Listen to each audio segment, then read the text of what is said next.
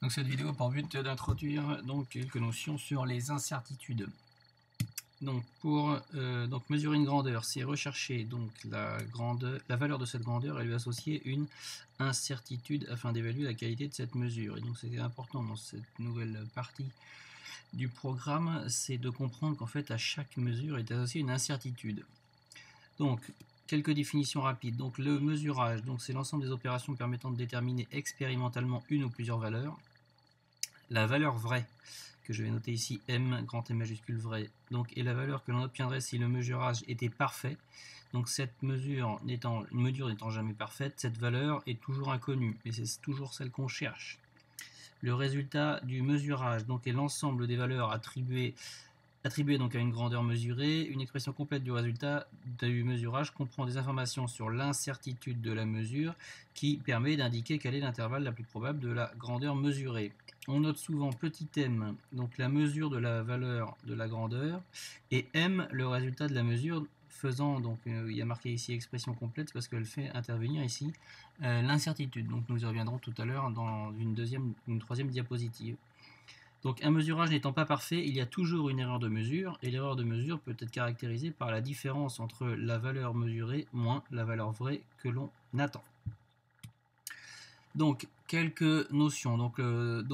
La notion d'erreur aléatoire.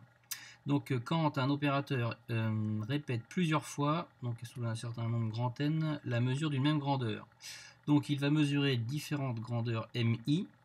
Et donc la valeur moyenne, ici M avec un trait au-dessus, caractérise la valeur la plus représentative. Et donc on parle alors d'erreur aléatoire quand on fait la différence entre la valeur mesurée moins la valeur moyenne. Ensuite nous avons des erreurs qu'on appelle des erreurs systématiques.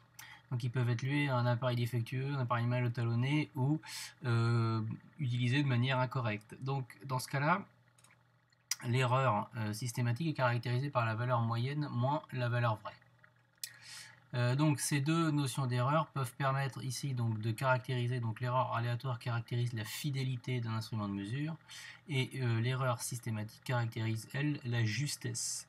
Donc une mesure peut être fidèle et juste, fidèle mais pas juste, juste mais pas fidèle.